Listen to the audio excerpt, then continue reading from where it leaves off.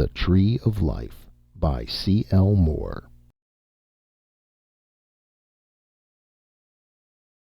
Over time-ruined Ilar, the searching planes swooped and circled. Northwest Smith, peering up at them with a steel-pale stare from the shelter of a half-collapsed temple, thought of vultures wheeling above carrion. All day long now they had been raking these ruins for him. Presently he knew thirst would begin to parch his throat and hunger to gnaw at him.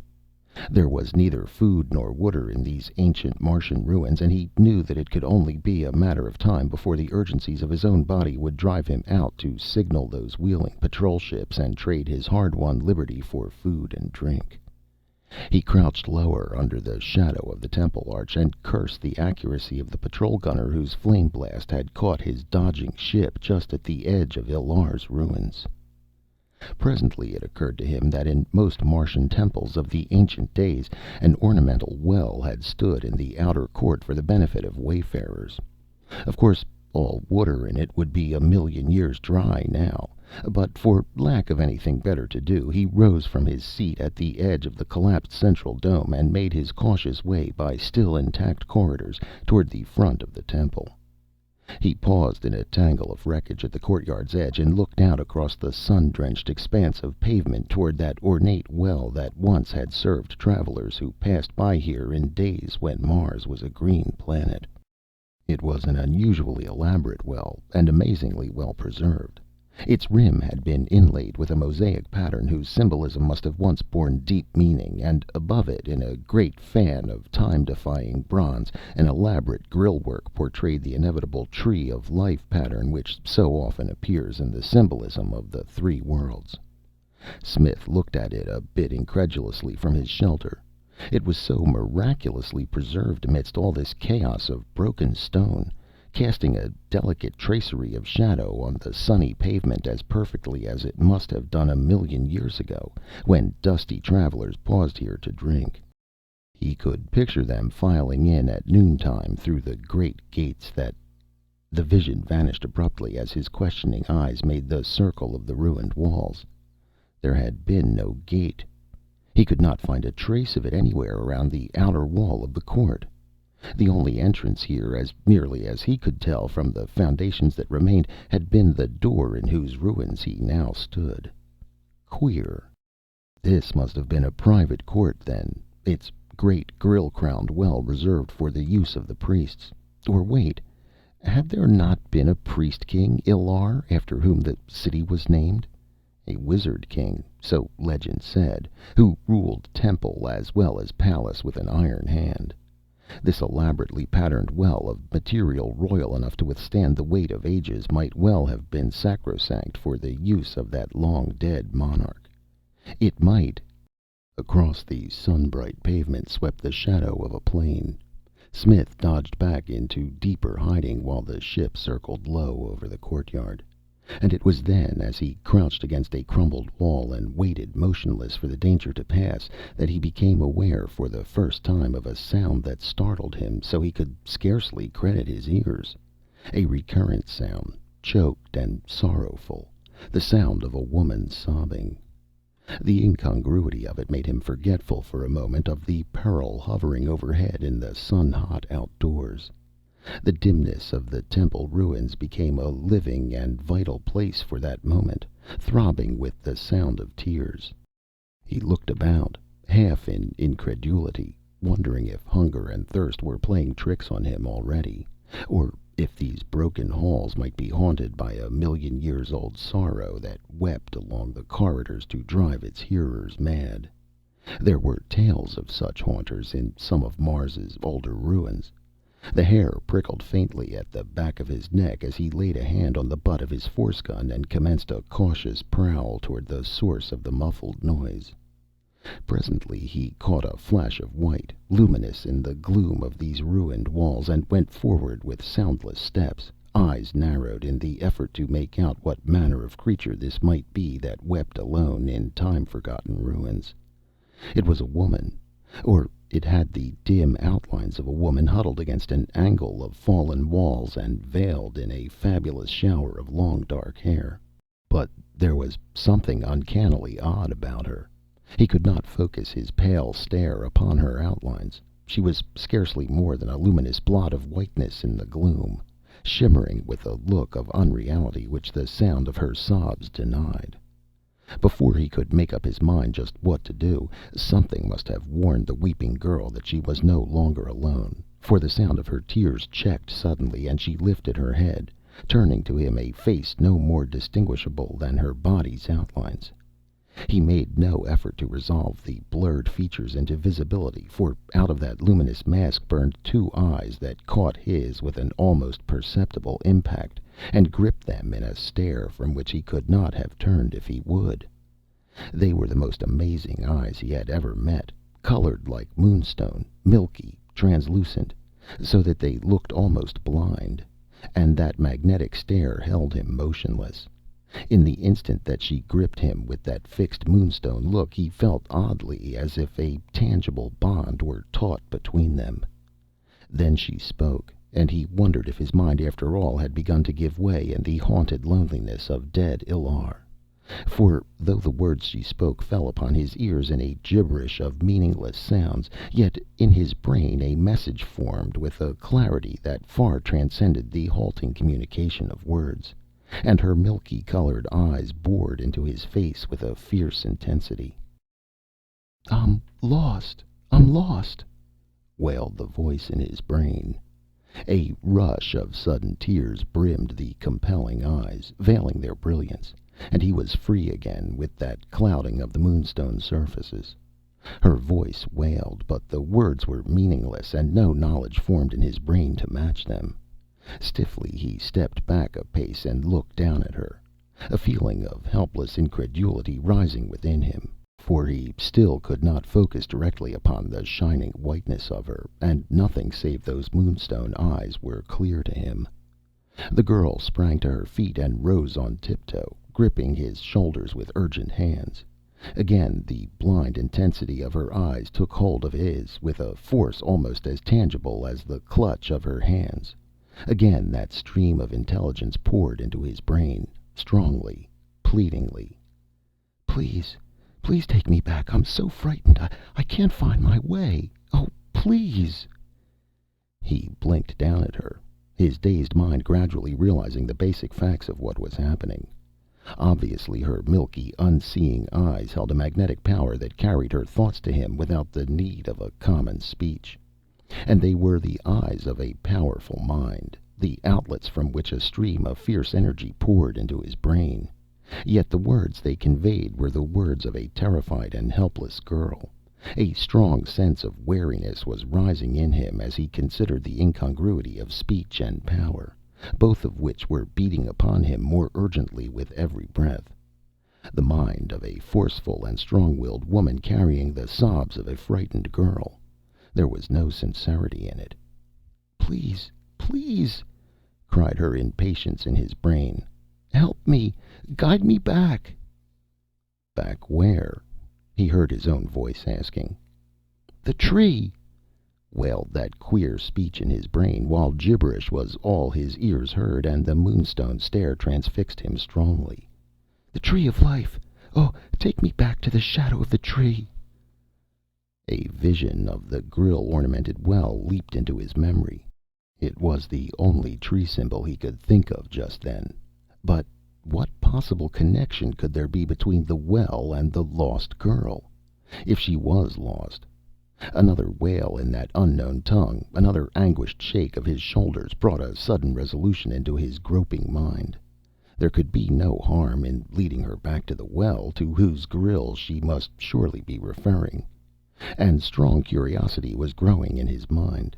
Much more than met the eye was concealed in this queer incident, and a wild guess had flashed through his mind that perhaps she might have come from some subterranean world into which the well descended.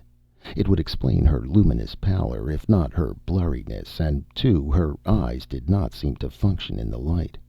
There was a much more incredible explanation of her presence, but he was not to know it for a few minutes yet. "Come along," he said, taking the clutching hands gently from his shoulders. "I'll lead you to the well." She sighed in a deep gust of relief and dropped her compelling eyes from his, murmuring in that strange gabbling tongue what must have been thanks.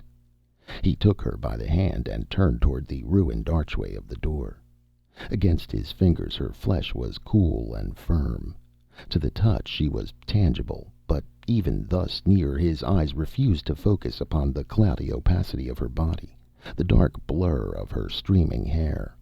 Nothing but those burning, blinded eyes were strong enough to pierce the veil that parted them.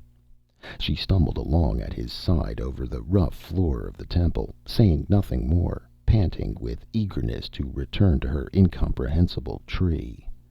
How much of that eagerness was assumed, Smith still could not be quite sure. When they reached the door, he halted her for a moment, scanning the sky for danger. Apparently the ships had finished with this quarter of the city, for he could see 2 or 3 of them half a mile away, hovering low over Ilar's northern section. He could risk it without much peril. He led the girl cautiously out into the sun-hot court. She could not have known by sight that they neared the well, but when they were within 20 paces of it, she flung up her blurred head suddenly and tugged at his hand. It was she who led him that last stretch which parted the two from the well. In the sun, the shadow tracery of the grille's symbolic pattern lay vividly outlined on the ground. The girl gave a little gasp of delight.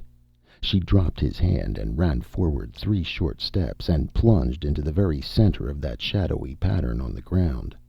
And what happened then was too incredible to believe. The pattern ran over her like a garment, curving to the curve of her body in the way all shadows do. But as she stood there, striped and laced with the darkness of it, there came a queer shifting in the lines of black tracery, a subtle, inexplicable movement to one side, and with that motion she vanished. It was exactly as if that shifting had moved her out of one world into another. Stupidly, Smith stared at the spot from which she had disappeared. Then several things happened almost simultaneously. The zoom of a plane broke suddenly into the quiet. A black shadow dipped low over the rooftops, and Smith, too late, realized that he stood defenseless in full view of the searching ships. There was only one way out, and that was too fantastic to put faith in. But he had no time to hesitate. With one leap he plunged full into the midst of the shadow of the Tree of Life. Its tracery flowed around him, molding its pattern to his body.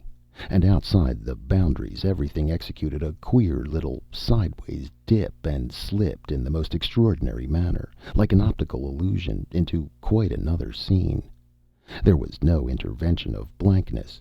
It was as if he looked through the bars of a grill upon a picture which without warning slipped sideways, while between the bars appeared another scene, a curious dim landscape, gray as if with the twilight of early evening.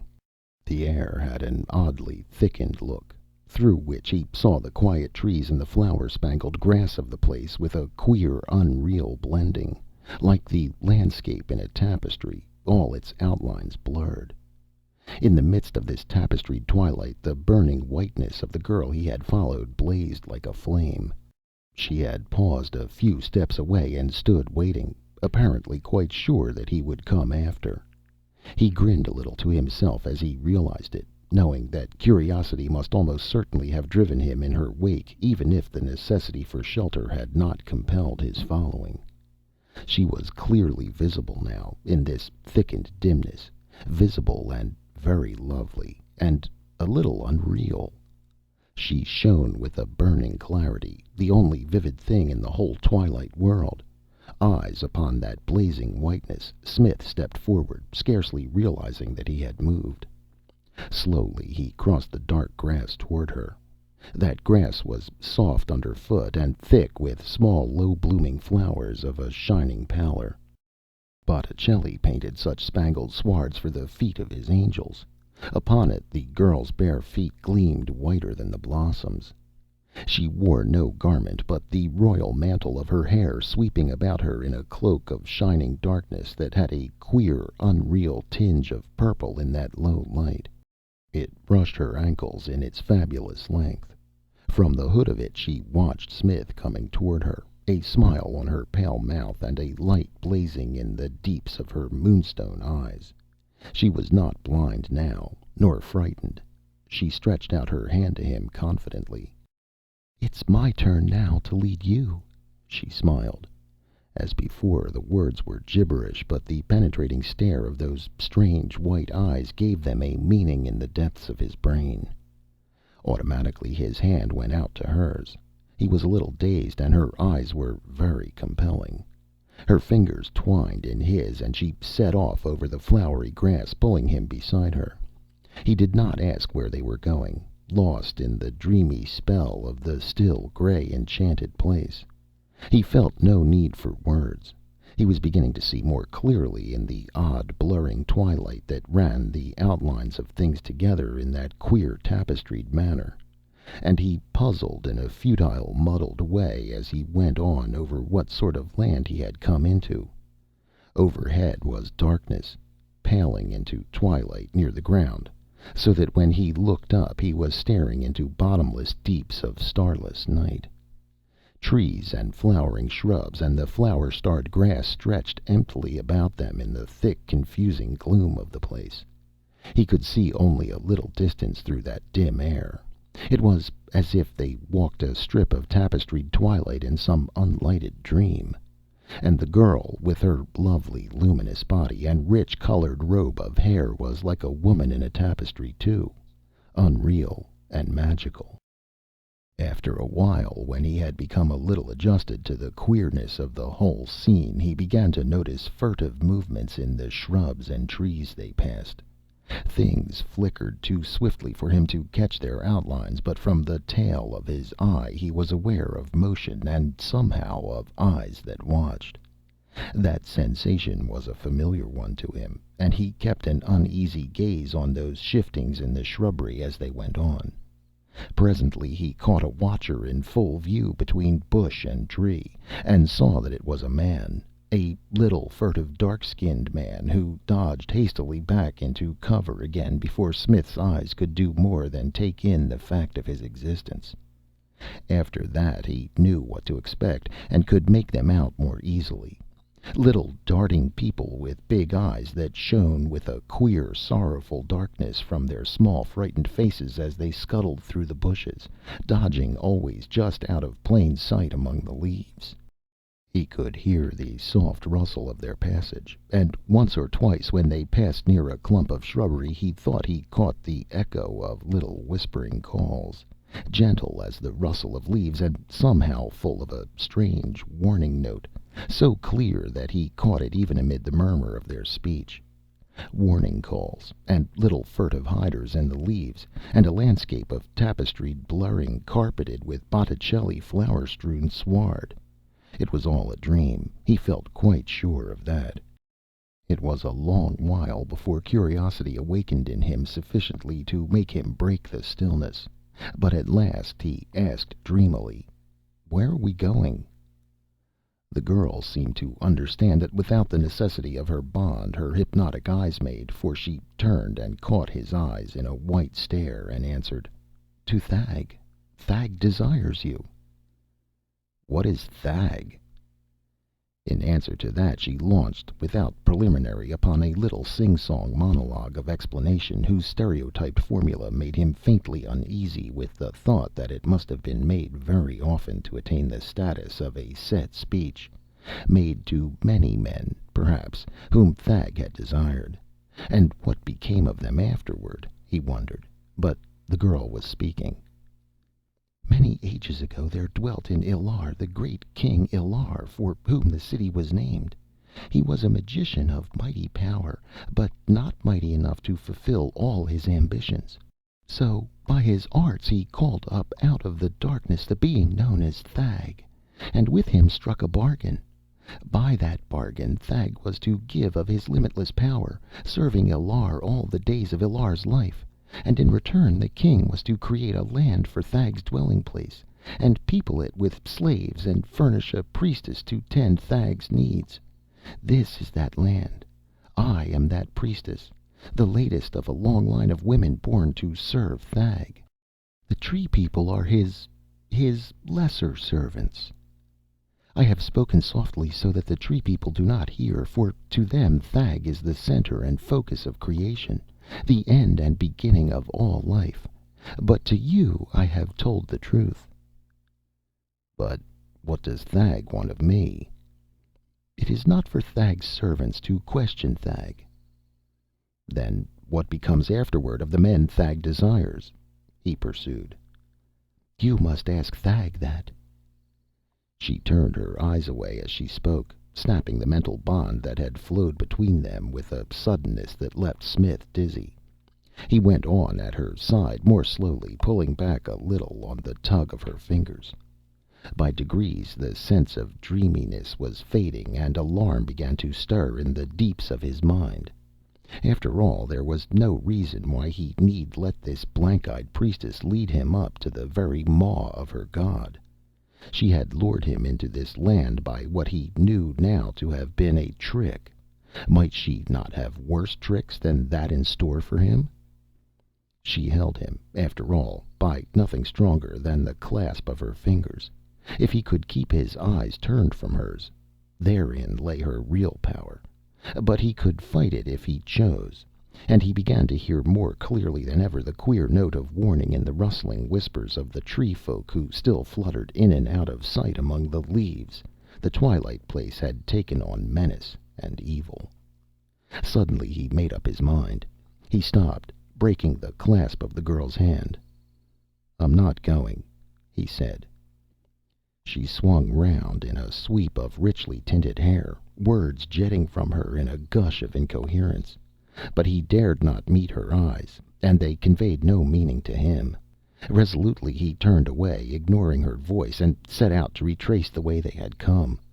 She called after him once in a high, clear voice that somehow held a note of warning as that in the rustling voices of the tree people, but he kept on doggedly, not looking back. She laughed then, sweetly and scornfully, a laugh that echoed uneasily in his mind long after the sound of it had died upon the twilit air.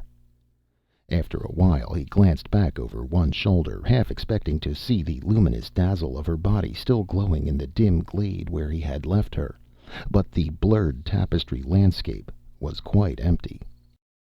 He went on in the midst of a silence so deep it hurt his ears, and in a solitude unhaunted even by the shy presences of the tree folk.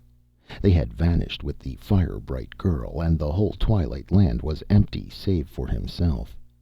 He plodded on across the dark grass, crushing the upturned flower faces under his boots, and asking himself wearily if he could be mad.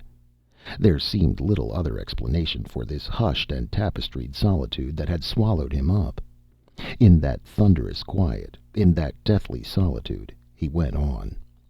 When he had walked for what seemed to him much longer than it should have taken to reach his starting point, and still no sign of an exit appeared, he began to wonder if there were any way out of the gray land of Thag. For the first time he realized that he had come through no tangible gateway. He had only stepped out of a shadow, and now that he thought of it, there were no shadows here.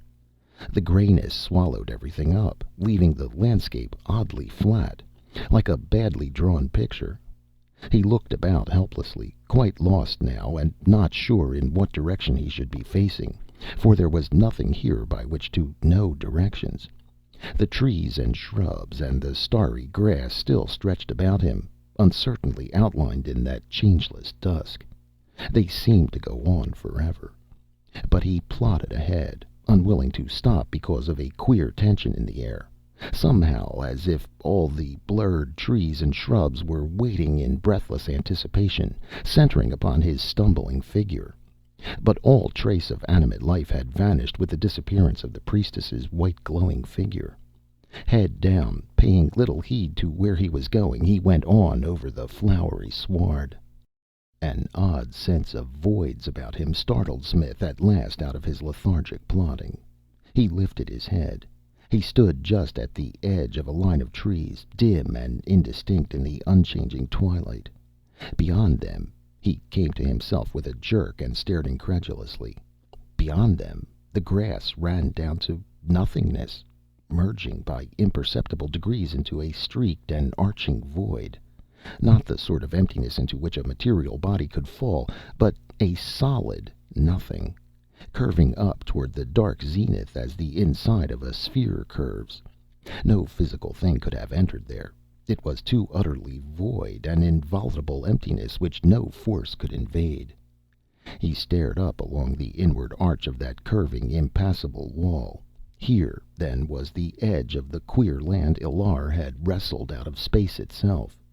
This arch must be the curving of solid space which had been bent awry to enclose the magical land. There was no escape this way. He could not even bring himself to approach any nearer to that streaked and arching blank. He could not have said why, but it woke in him an inner disquiet so strong that after a moment's staring he turned his eyes away. Presently he shrugged and set off along the inside of the line of trees which parted him from the space wall. Perhaps there might be a break somewhere. It was a forlorn hope, but the best that offered. Wearily he stumbled on over the flowery grass. How long he had gone on along that almost imperceptibly curving line of border he could not have said, but after a timeless interval of gray solitude he gradually became aware that a tiny rustling and whispering among the leaves had been growing louder by degrees for some time. He looked up. In and out amongst the trees which bordered that solid wall of nothingness little indistinguishable figures were flitting. The tree men had returned. Queerly grateful for their presence, he went on a bit more cheerfully, paying no heed to their timid dartings to and fro, for Smith was wise in the ways of wild life. Presently, when they saw how little heed he paid them, they began to grow bolder, their whispers louder, and among those rustling voices he thought he was beginning to catch threads of familiarity. Now and again a word reached his ears that he seemed to recognize, lost amidst the gibberish of their speech. He kept his head down and his hands quiet, plodding along with a cunning stillness that began to bear results. From the corner of his eye he could see that a little dark tree man had darted out from cover and paused midway between bush and tree to inspect the queer tall stranger. Nothing happened to this daring venturer, and soon another risked a pause in the open to stare at the quiet walker among the trees. In a little while a small crowd of the tree people was moving slowly parallel with his course, staring with all the avid curiosity of wild things at Smith's plodding figure, and among them the rustling of whispers grew louder. Presently the ground dipped down into a little hollow ringed with trees. It was a bit darker here than it had been on the higher level, and as he went down the slope of its side he saw that among the underbrush which filled it were cunningly hidden huts, twined together out of the living bushes. Obviously the hollow was a tiny village where the tree folk dwelt. He was surer of this when they began to grow bolder as he went down into the dimness of the place. The whispers shrilled a little, and the boldest among his watchers ran almost at his elbow, twittering their queer broken speech in hushed syllables whose familiarity still bothered him with its haunting echo of words he knew. When he had reached the center of the hollow he became aware that the little folk had spread out in a ring to surround him. Wherever he looked their small anxious faces and staring eyes confronted him. He grinned to himself and came to a halt, waiting gravely. None of them seemed quite brave enough to constitute himself spokesman, but among several a hurried whispering broke out, in which he caught the words "Thag" and "Danger" and "Beware." He recognized the meaning of these words without placing in his mind their origins in some tongue he knew. He knit his sun-bleached brows and concentrated harder, striving to wrest from that curious murmuring whisper some hint of its original root. He had a smattering of more tongues than he could have counted offhand, and it was hard to place these scattered words among any one speech. But the word "Thag" had a sound like that of the very ancient dryland tongue, which upon Mars is considered at once the oldest and the most uncouth of all the planet's languages. And with that clue to guide him, he presently began to catch other syllables which were remotely like syllables from the dryland speech. They were almost unrecognizable, far, far more ancient than the very oldest versions of the tongue he had ever heard repeated, almost primitive in their crudity and simplicity, and for a moment the sheerest awe came over him as he realized the significance of what he listened to. The dryland race today is a handful of semi-brutes, degenerate from the ages of past time when they were a mighty people at the apex of an almost forgotten glory. That day is millions of years gone now, too far in the past to have record, save in the vaguest folklore. Yet here was a people who spoke the rudiments of that race's tongue, as it must have been spoken in the race's dim beginnings, perhaps 1,000,000 years earlier even than that immemorial time of their triumph. The reeling of millenniums set Smith's mind awhirl with the effort at compassing their span. There was another connotation in the speaking of that tongue by these timid bush dwellers, too. It must mean that the forgotten wizard king Illar had peopled his sinister twilight land with the ancestors of today's dryland dwellers. If they shared the same tongue, they must share the same lineage, and humanity's remorseless adaptability had done the rest. It had been no kinder here than in the outside world, where the ancient plainsmen who had roamed Mars's green prairies had dwindled with their dying plains, degenerating at last into a shrunken, leather-skinned bestiality. For here that same race root had declined into these tiny, slinking creatures with their dusky skins and great staring eyes, and their voices that never rose above a whisper. What tragedies must lie behind that gradual degeneration? All about him the whispers still ran.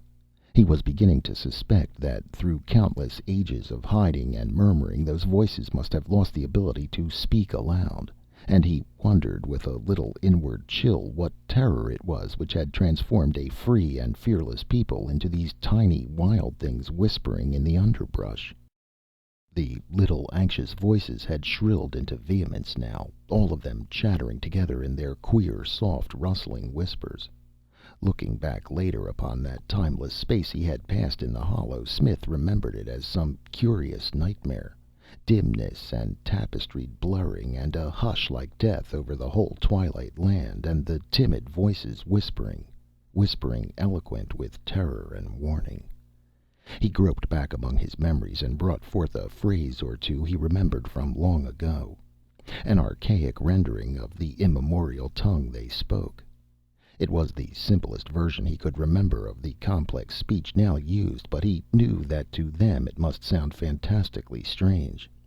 Instinctively he whispered as he spoke it, feeling like an actor in a play as he mouthed the ancient idiom. I cannot understand. Speak more slowly." A torrent of words greeted this rendering of their tongue.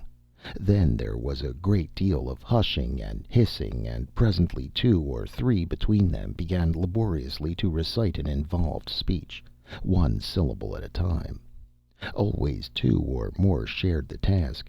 Never in his converse with them did he address any one directly. Ages of terror had bred all directness out of them. "Thag," they said. "Thag the terrible. Thag the omnipotent. Thag the unescapable. Beware of Thag." For a moment Smith stood quiet, grinning down at them despite himself. There must not be too much of intelligence left among this branch of the race either, for surely such a warning was superfluous. Yet they had mastered their agonies of timidity to give it. All virtue could not yet have been bred out of them then. They still had kindness and a sort of desperate courage rooted deep in fear. "What is Thag?" he managed to inquire, voicing the archaic syllables uncertainly, and they must have understood the meaning, if not the phraseology, for another spate of whispered tumult burst from the clustering tribe. Then, as before, several took up the task of answering. "Thag, Thag, the end and the beginning, the center of creation. When Thag breathes, the world trembles. The earth was made for Thag's dwelling place. All things are Thag's. Oh, beware! Beware!" This much he pieced together out of their diffuse whisperings, catching up the fragments of words he knew and fitting them into the pattern. What is the danger?" he managed to ask. "Thag hungers. Thag must be fed. It is we who feed him, but there are times when he desires other food than us. It is then he sends his priestess forth to lure food in. Oh, beware of Thag." "You mean then that the priestess, brought me in for food?" A chorus of grave, murmuring affirmatives. "Then why did she leave me?" "There is no escape from Thag. Thag is the center of creation. All things are Thag's. When he calls, you must answer. When he hungers, he will have you. Beware of Thag." Smith considered that for a moment in silence. In the main, he felt confident that he had understood their warning correctly, and he had little reason to doubt that they knew whereof they spoke. Thag might not be the center of the universe, but if they said he could call a victim from anywhere in the land, Smith was not disposed to doubt it. The priestess's willingness to let him leave her unhindered, yes, even her scornful laughter as he looked back, told the same story. Whatever Thag might be, his power in this land could not be doubted. He made up his mind suddenly what he must do, and turned to the breathlessly waiting little folk. "Which way lies Thag?" he asked. A score of dark, thin arms pointed. Smith turned his head speculatively toward the spot they indicated. In this changeless twilight, all sense of direction had long since left him, but he marked the line as well as he could by the formation of the trees, then turned to the little people with a ceremonious farewell rising to his lips. "My thanks for—" he began, to be interrupted by a chorus of whispering cries of protest. They seemed to sense his intention, and their pleadings were frantic. A panicked anxiety for him glowed upon every little terrified face turned up to his, and their eyes were wide with protest and terror. Helplessly, he looked down. I must go," he tried stumblingly to say. "My only chance is to take Thag unawares before he sends for me." He could not know if they understood. Their chattering went on undiminished, and they even went so far as to lay tiny hands on him, as if they would prevent him by force from seeking out the terror of their lives. "No, no, no!" they wailed murmurously. "You do not know what it is you seek. You do not know Thag. Stay here. Beware of Thag." A little prickling of unease went down Smith's back as he listened. Thag must be very terrible indeed if even half this alarm had foundation, and to be quite frank with himself, he would greatly have preferred to remain here in the hidden quiet of the hollow, with its illusion of shelter, for as long as he was allowed to stay. But he was not of the stuff that yields very easily to its own terrors, and hope burned strongly in him still. So he squared his broad shoulders and turned resolutely in the direction the tree folk had indicated. When they saw that he meant to go, their protest sank to a wail of bitter grieving. With that sound moaning behind him, he went up out of the hollow, like a man setting forth to the music of his own dirge. A few of the bravest went with him a little way, flitting through the underbrush and darting from tree to tree in a timidity so deeply ingrained that even when no immediate peril threatened, they dared not go openly through the twilight. Their presence was comforting to Smith as he went on. A futile desire to help the little terror-ridden tribe was rising in him, a useless gratitude for their warning and their friendliness, their genuine grieving at his departure, and their odd paradoxical bravery even in the midst of hereditary terror. But he knew that he could do nothing for them, when he was not at all sure he could even save himself. Something of their panic had communicated itself to him, and he advanced with a sinking in the pit of his stomach. Fear of the unknown is so poignant a thing, feeding on its own terror, that he found his hands beginning to shake a little, and his throat going dry as he went on. The rustling and whispering among the bushes dwindled as his followers one by one dropped away, the bravest staying the longest, but even they failing in courage as Smith advanced steadily in the direction from which all their lives they had been taught to turn their faces. Presently he realized that he was alone once more. He went on more quickly, anxious to come face to face with this horror of the twilight and dispel at least the fearfulness of its mystery. The silence was like death.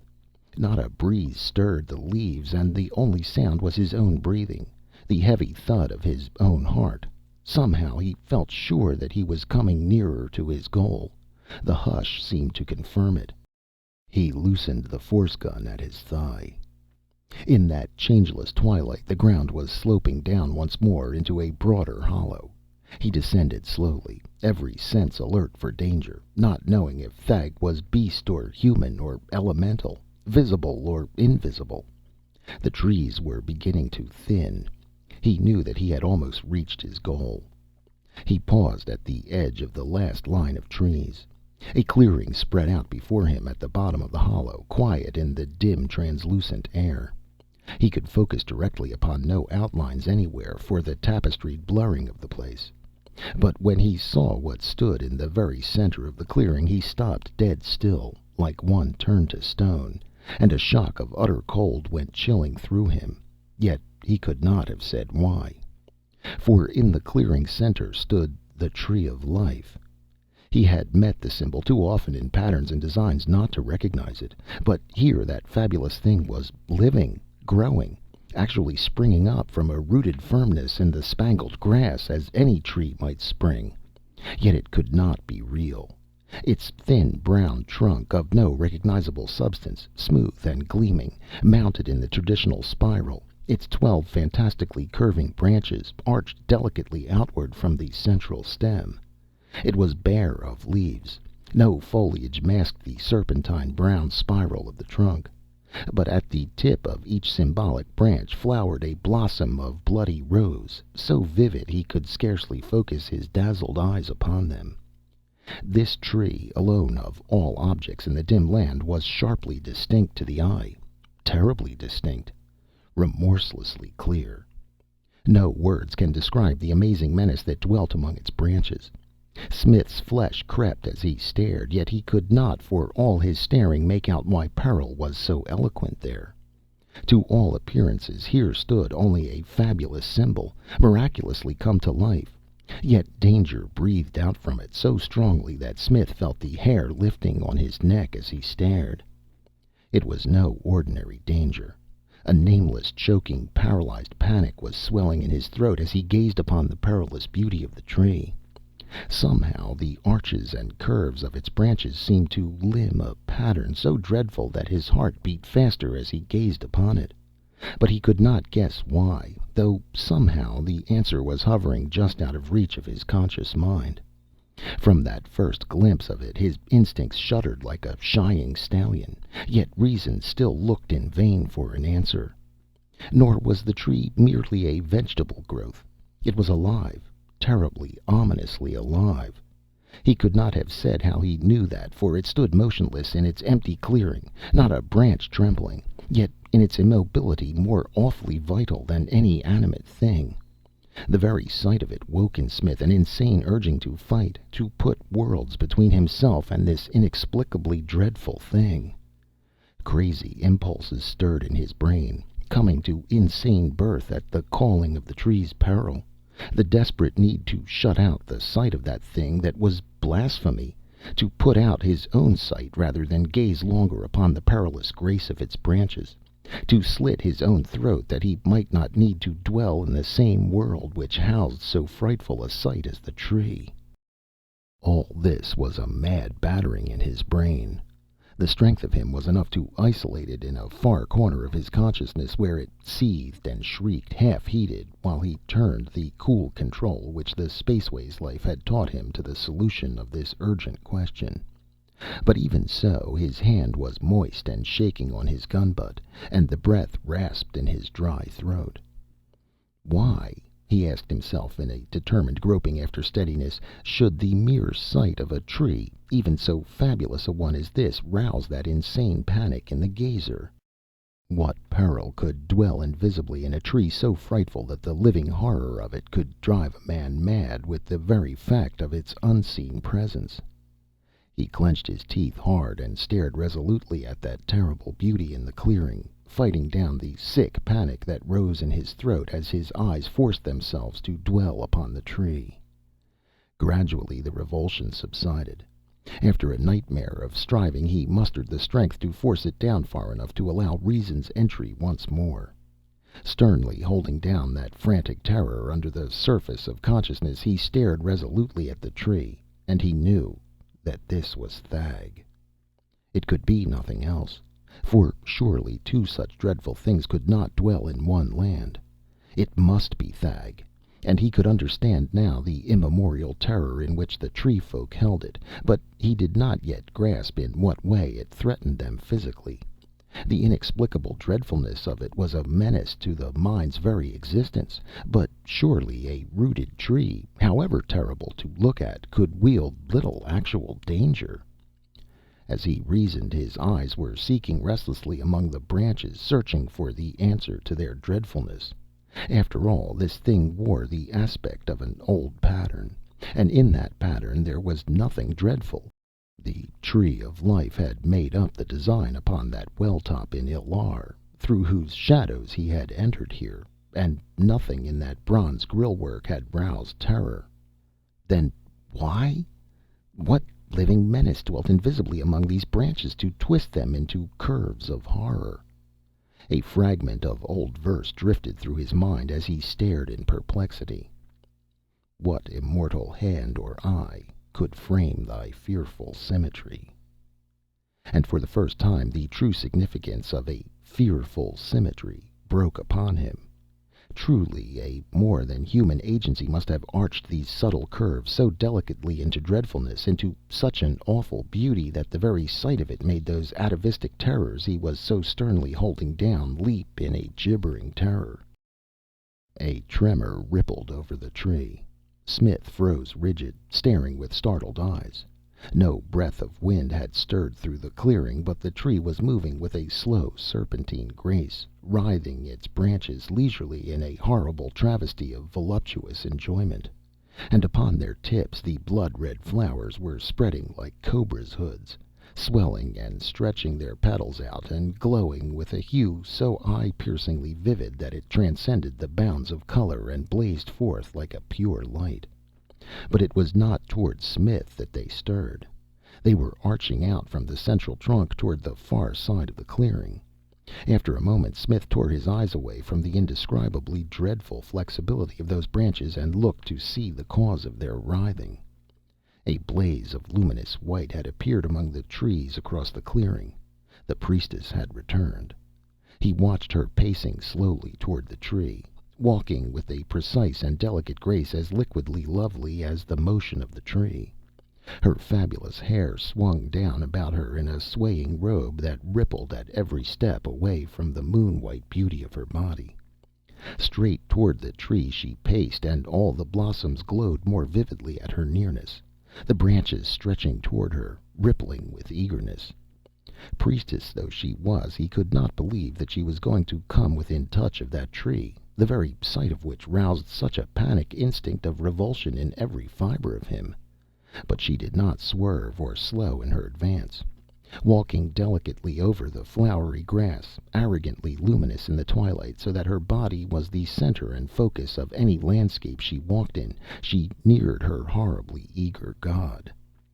Now she was under the tree, and its trunk had writhed down over her, and she was lifting her arms like a girl to her lover. With a gliding slowness the flame-tipped branches slid round her.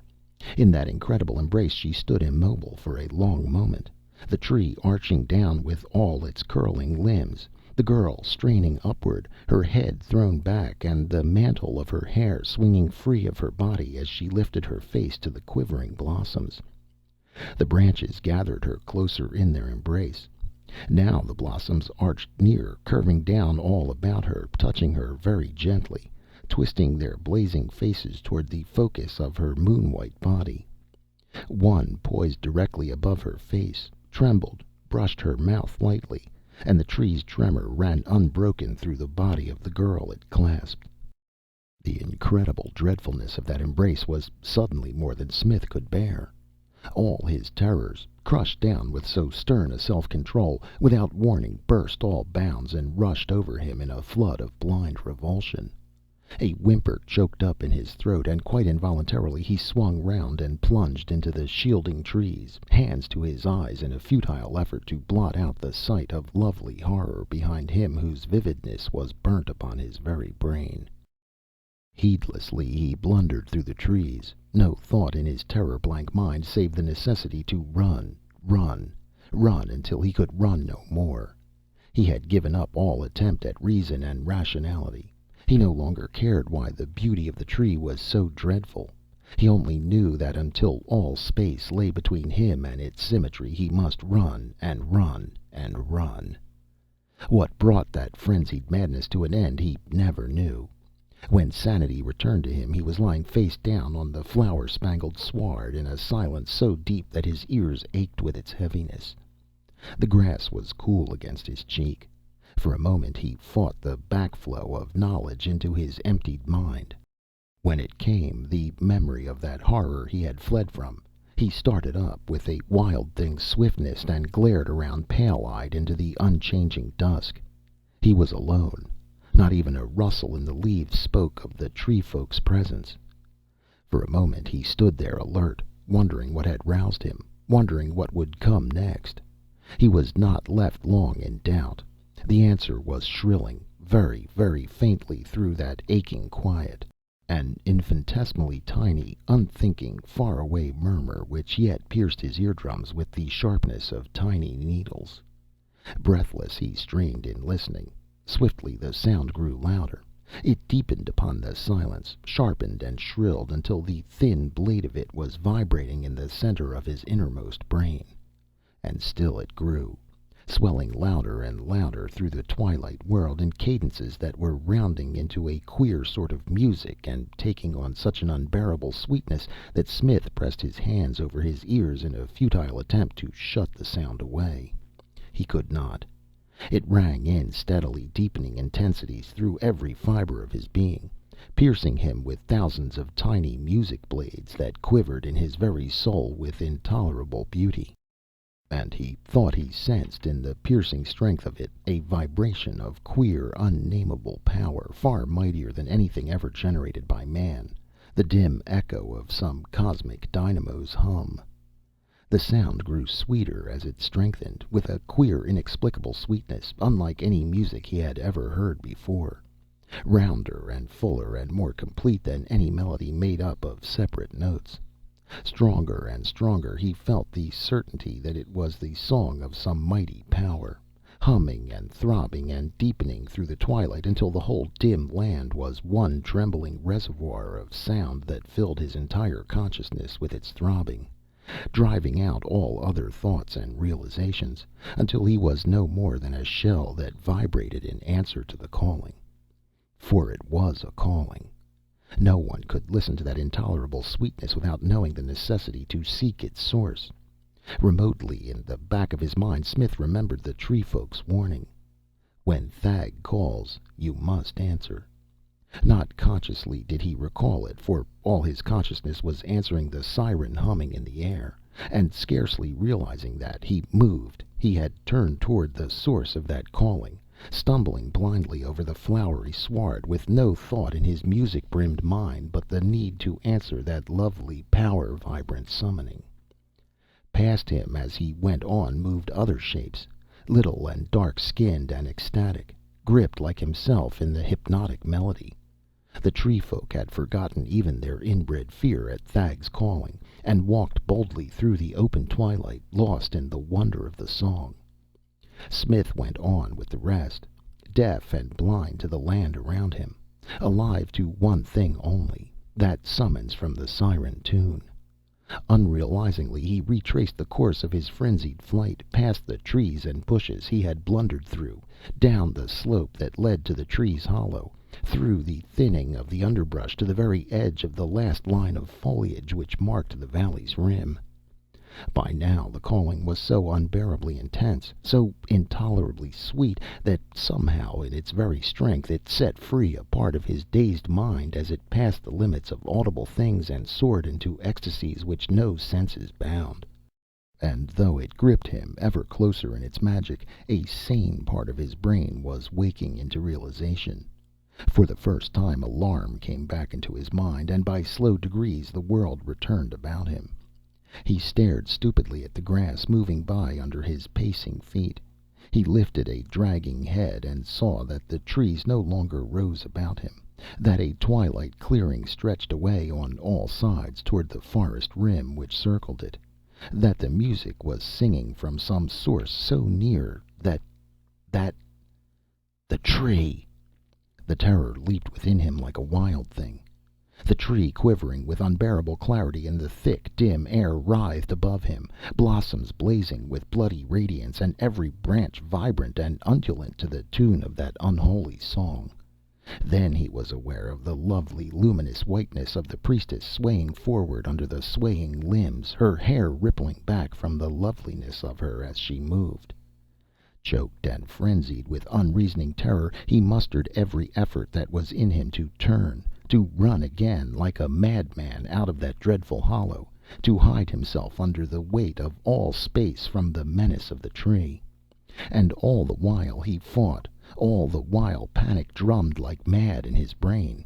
His relentless body plodded on straight toward the hideous loveliness of that siren singer towering above him. From the first he had felt subconsciously that it was Thag who called, and now, in the very center of that ocean of vibrant power, he knew. Gripped in the music's magic, he went on. All over the clearing other hypnotized victims were advancing slowly with mechanical steps and wide, frantic eyes as the tree folk came helplessly to their god's calling. He watched a group of little dusky sacrifices pace step by step nearer to the tree's vibrant branches. The priestess came forward to meet them with outstretched arms. He saw her take the foremost gently by the hands. Unbelieving, hypnotized with horrified incredulity, he watched her lead the rigid little creature forward under the fabulous tree whose limbs yearned downward like hungry snakes, the great flowers glowing with avid color. He saw the branches twist out and lengthen toward the sacrifice, quivering with eagerness. Then, with a tiger's leap, they darted, and the victim was swept out of the priestess's guiding hands up into the branches that darted round like tangled snakes in a clot that hid him for an instant from view. Smith heard a high, shuddering wail ripple out from that knot of struggling branches, a dreadful cry that held such an infinity of purest horror and understanding that he could not but believe that Thag's victims in the moment of their doom must learn the secret of his horror. After that one frightful cry came silence. In an instant the limbs fell apart again from emptiness. The little savage had melted like smoke among their writhing, too quickly to have been devoured, more as if he had been snatched up into another dimension in the instant the hungry limbs hid him. Flame-tipped, avid, they were dripping now toward another victim as the priestess paced serenely forward. And still Smith's rebellious feet were carrying him on, nearer and nearer the writhing peril that towered over his head. The music shrilled like pain. Now he was so close that he could see the hungry flower mouths in terrible detail as they faced round toward him. The limbs quivered and, poised like cobras, reached out with a snakish lengthening down inexorably toward his shuddering helplessness. The priestess was turning her calm white face towards his. Those arcs and changing curves of the branches as they neared were stretching lines of pure horror whose meaning he still could not understand, save that they deepened in dreadfulness as he neared. For the last time that urgent wonder burned up in his mind. Why so simple a thing as this fabulous tree should be infused with an indwelling terror strong enough to send his innermost soul frantic with revulsion. For the last time, because in that trembling instant as he waited for their touch, as the music brimmed up with unbearable, brain-wrenching intensity, in that one last moment before the flower mouths seized him, he saw, he understood. With eyes opened at last by the instant's ultimate horror, he saw the real Thag.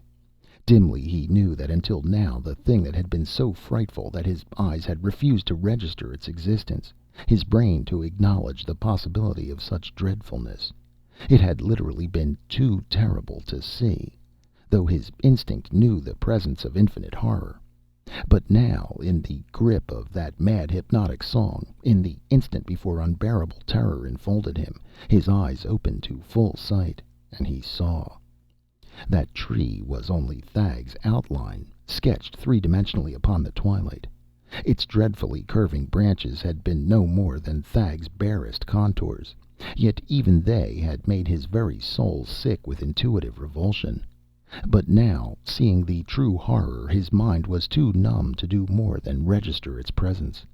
Thag, hovering monstrously between earth and heaven, billowing and surging up there in the translucent twilight, tethered to the ground by the tree's bending stem and reaching ravenously after the hypnotized fodder that his calling brought helpless into his clutches. One by one he snatched them up, one by one absorbed them into the great unseeable horror of his being. That, then, was the reason why they vanished so instantaneously, sucked into the concealing folds of a thing too dreadful for normal eyes to see. The priestess was pacing forward. Above her the branches arched and leaned. Caught in a timeless paralysis of horror, Smith stared upward into the enormous bulk of Thag while the music hummed intolerably in his shrinking brain. Thag, the monstrous thing from darkness called up by Illar, those long-forgotten times when Mars was a green planet. Foolishly his brain wandered among the ramifications of what had happened so long ago that time itself had forgotten, refusing to recognize the fate that was upon himself. He knew a tingle of respect for the ages-dead wizard who had dared command a being like this to his services. This vast, blind, hovering thing, ravenous for human flesh, indistinguishable even now save in those terrible outlines that sent panic leaping through him with every motion of the tree's fearful symmetry. All this flashed through his dazed mind in the one blinding instant of understanding. Then the priestess's luminous whiteness swam up before his hypnotized stare. Her hands were upon him, gently guiding his mechanical footsteps, very gently leading him forward, into... The writhing branches struck downward, straight for his face, and in one flashing leap the moment's infinite horror galvanized him out of his paralysis. Why, he could not have said. It is not given to many men to know the ultimate essentials of all horror, concentrated into one fundamental unit. To most men it would have had the same paralyzing effect up to the very instant of destruction. But in Smith there must have been a bedrock of subtle violence, an unyielding, inflexible vehemence upon which the structure of his whole life was reared. Few men have it. And when that ultimate intensity of terror struck the basic flint of him, reaching down through mind and soul into the deepest depths of his being, it struck a spark from that inflexible barbarian buried at the roots of him which had force enough to shock him out of his stupor. In the instant of release his hand swept like an unloosed spring of its own volition straight for the butt of his power gun. He was dragging it free as the tree's branches snatched him from the priestess's hands. The fire-colored blossoms burnt his flesh as they closed round him, the hot branches gripping like the touch of ravenous fingers. The whole tree was hot and throbbing with a dreadful travesty of fleshly life as it whipped him aloft into the hovering bulk of incarnate horror above. In the instantaneous upward leap of the flower-tipped limbs, Smith fought like a demon to free his gun hand from the gripping coils. For the first time, Thag knew rebellion in his very clutches, and the ecstasy of that music which had dinned in Smith's ears so strongly that by now it seemed almost silence was swooping down in a long arc into wrath, and the branches tightened with hot insistency, lifting the rebellious offering into Thag's monstrous, indescribable bulk. But even as they rose, Smith was twisting in their clutch to maneuver his hand into position from which he could blast that undulant tree trunk into nothingness. He knew intuitively the futility of firing up into Thag's imponderable mass. Thag was not of the world he knew. The flame blast might well be harmless to that mighty hoverer in the twilight. But at the tree's root, where Thag's essential being merged from the imponderable to the material, rooting in earthly soil, he should be vulnerable, if he were vulnerable at all. Struggling in the tight, hot coils, breathing the nameless essence of horror, Smith fought to free his hand. The music that had rung so long in his ears was changing as the branches lifted him higher, losing its melody and merging by swift degrees into a hum of vast and vibrant power that deepened in intensity as the limbs drew him upward into Thag's monstrous bulk, the singing force of a thing mightier than any dynamo ever built. Blinded and dazed by the force thundering through every atom of his body, he twisted his hand in one last convulsive effort and fired. He saw the flame leap in a dazzling gush straight for the trunk below. It struck. He heard the sizzle of annihilated matter. He saw the trunk quiver convulsively from the very roots, and the whole fabulous tree shook once with an ominous tremor. But before that tremor could shiver up the branches to him, the hum of the living dynamo which was closing round his body shrilled up arcs of pure intensity into a thundering silence. Then, without a moment's warning, the world exploded. So instantaneously did all this happen that the gun blast's roar had not yet echoed into the silence before a mightier sound than the brain could bear exploded outward from the very center of his own being. Before the awful power of it, everything reeled into a shaken oblivion. He felt himself falling. A queer, penetrating light shining upon his closed eyes roused Smith by degrees into wakefulness again. He lifted heavy lids and stared upward into the unwinking eye of Mars's racing nearer moon. He lay there, blinking dazedly for a while before enough of memory returned to rouse him. Then he sat up painfully, for every fiber of him ached, and stared round on a scene of the wildest destruction. He lay in the midst of a wide, rough circle which held nothing but powdered stone. About it, rising raggedly in the moving moonlight, the blocks of time-forgotten Ilar loomed. But they were no longer piled upon one another in a rough travesty of the city they once shaped. Some force mightier than any of man's explosives seemed to have hurled them with such violence from their beds that their very atoms had been disrupted by the force of it, crumbling them into dust. And in the very center of the havoc lay Smith, unhurt. He stared in bewilderment about the moonlit ruins. In the silence it seemed to him that the very air still quivered in shocked vibrations. And as he stared, he realized that no force save one could have wrought such destruction upon the ancient stones. Nor was there any explosive known to man which would have wrought this strange pulverizing havoc upon the blocks of Ilar. That force had hummed unbearably through the living dynamo of Thag, a force so powerful that space itself had bent to enclose it. Suddenly he realized what must have happened. Not Ilar, but Thag himself had warped the walls of space to enfold the twilit world, and nothing but Thag's living power could have held it so bent to segregate the little terror-ridden land inviolate. Then, when the tree's roots parted, Thag's anchorage in the material world failed, and in one great gust of unthinkable energy the warped space walls had ceased to bend. Those arches of solid space had snapped back into their original pattern, hurling the land and all its dwellers into... His mind balked in the effort to picture what must have happened, into what ultimate dimension those denizens must have vanished. Only himself, enfolded deep in Thag's very essence, the intolerable power of the explosion had not touched. So when the warped space curve ceased to be, and Thag's hold upon reality failed, he must have been dropped back out of the dissolving folds upon the spot where the tree had stood in the space-circled world, through that vanished world floor into the spot he had been snatched from in the instant of the dim land's dissolution. It must have happened after the terrible force of the explosion had spent itself, before Thag dared move even himself through the walls of changing energy into his own far land again. Smith sighed and lifted a hand to his throbbing head, rising slowly to his feet. What time had elapsed he could not guess, but he must assume that the patrol still searched for him. Wearily he set out across the circle of havoc toward the nearest shelter which Illar offered. The dust rose in ghostly moonlit clouds under his feet.